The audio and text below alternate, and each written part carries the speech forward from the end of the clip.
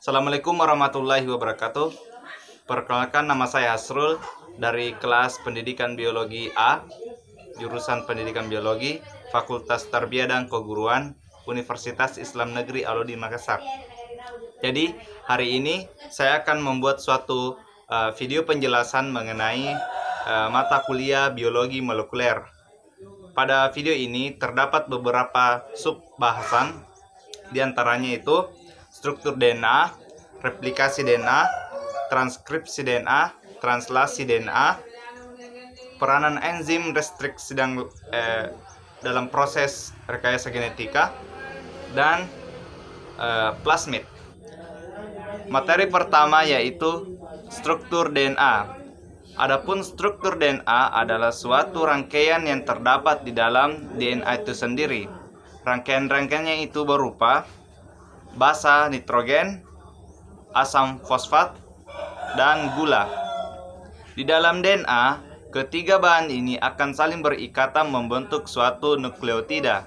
Nukleotida berhubungan dengan nukleotida lainnya membentuk polinukleotida. Gambarnya dapat dilihat pada slide di samping. Basa nitrogen pada DNA berupa adenin, timin, guanin, dan sitosin. Ditambah satu basa nitrogen pada RNA yaitu urasil. Dapat dilihat pada gambar di atas. Adapun basa nitrogen berupa guanin dan adenin merupakan basa nitrogen jenis purin, dan timin dan sitosin merupakan basa nitrogen pirimidin. Antara satu basa nitrogen dengan basa nitrogen lainnya terikat dengan ikatan hidrogen. Ikatan hidrogen ini berfungsi untuk menyatukan antara kedua basa sekaligus berfungsi dalam replikasi DNA pada saat terjadi pembelahan mitosis. Materi kedua yaitu replikasi DNA. Replikasi DNA adalah suatu penggandaan DNA yang terjadi di dalam sel. Penggandaan ini berfungsi untuk menggandakan atau memperbanyak DNA pada saat pembelahan sel. Replikasi DNA terjadi melalui fase dalam suatu siklus sel. Fase ini disebut dengan fase sintesis.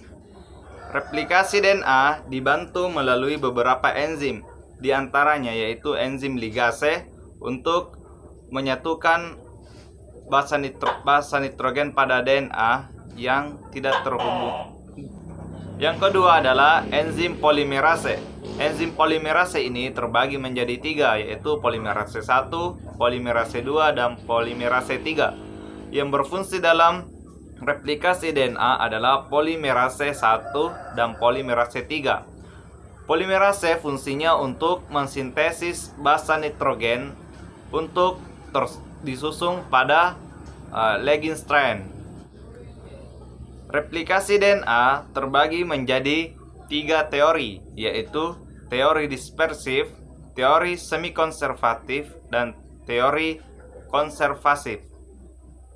Yang digunakan dalam ilmu biologi adalah teori yang kedua, yaitu semi-konservatif. Penjelasannya karena teori ini memungkinkan adanya perpisahan antara DNA induk dengan DNA anakan. Materi berikutnya yaitu sintesis protein. Sintesis protein adalah proses pembuatan protein yang terjadi di dalam organel ribosom. Sintesis protein terbagi menjadi dua tahapan, yaitu transkripsi dan translasi. Transkripsi adalah proses pembuatan atau proses penciptaan mRNA, di mana mRNA itu adalah messenger RNA berfungsi untuk membawa kode genetik dari DNA induk menuju ribosom. Adapun translasi adalah proses mentranslate atau menerjemahkan kode genetik dari DNA induk menjadi protein. Transkripsi terjadi di dalam inti sel, sedangkan translasi terjadi di sitoplasma. Pada saat terjadi translasi, dibutuhkan juga tRNA, di mana tRNA ini berfungsi membawa asam amino yang ada di dalam sitoplasma untuk disatukan membentuk polinukleotida atau protein. Adapun enzim-enzim yang berfungsi dalam proses translasi protein ini yaitu DNA, RNA, yaitu RNA polimerase. RNA polimerase ini bertugas untuk mensintesis mRNA yang ada di dalam inti sel. Setelah terbentuk protein pada saat translasi terjadi, maka protein ini tidak akan langsung digunakan oleh tubuh, namun dimodifikasi di dalam organel-organel sel, yaitu ribosom, retikulum endoplasma, dan badan Golgi. Ketiga organel ini akan mengolah hasil dari sintesis protein ini membentuk protein yang lebih kompleks lagi. Dari berikutnya yaitu enzim restriksi. Apa itu enzim restriksi? Jadi, enzim restriksi adalah suatu enzim yang dapat memotong DNA maupun RNA. Namun, perlu diketahui bahwa enzim restriksi ini tidak sembarang memotong bagian dari DNA itu sendiri. Ada situs tertentu yang dapat dikenali oleh enzim restriksi. Situs ini dinamakan polindrom. Mengapa dikatakan polindrom? Karena susunan basa DNA-nya hampir sama dari kiri ke kanan. Selain digunakan untuk proses pemotongan untai DNA maupun RNA, enzim restriksi secara alami terdapat di dalam virus maupun bakteri. Fungsinya untuk pertahanan bakteri itu sendiri, seperti halnya bakteri Escherichia coli. Escherichia coli mengandung enzim restriksi ECOR1, di mana enzim ini berfungsi untuk melawan antigen ataupun virus yang masuk ke dalam bakteri itu. Jadi dapat dikatakan bahwa selain fungsinya sebagai pemotong DNA, enzim restriksi juga berfungsi untuk reseptor suatu organisme, baik itu bakteri maupun virus. Adapun plasmid adalah suatu DNA non-kromosom yang ada di dalam suatu sel bakteri.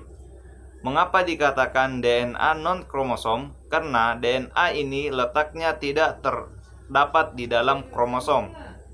Contohnya saja, plasmid yang terdapat pada bakteri E. coli. Pada bakteri E. coli ini, ternyata plasmidnya dapat digunakan oleh manusia untuk proses rekayasa genetika. Mengapa demikian? Karena kita dapat memasukkan atau menginjeksikan suatu gen tertentu.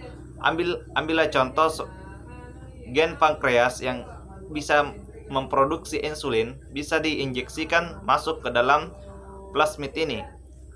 Maka bakteri yang terinjeksi atau tersuntikan oleh gen pankreas ini akan menghasilkan insulin. Insulin sendiri adalah suatu zat yang dibentuk dalam pankreas untuk menetralkan gula darah. Maka dengan rekayasa genetika menggunakan plasmid, kita dapat memproduksi insulin secara konvensional maupun di luar tubuh, tanpa membutuhkan tubuh manusia itu sendiri. Sekian dan terima kasih untuk pembahasan materi pada hari ini. Kurang dan lebihnya mohon dimaafkan. Assalamualaikum warahmatullahi wabarakatuh.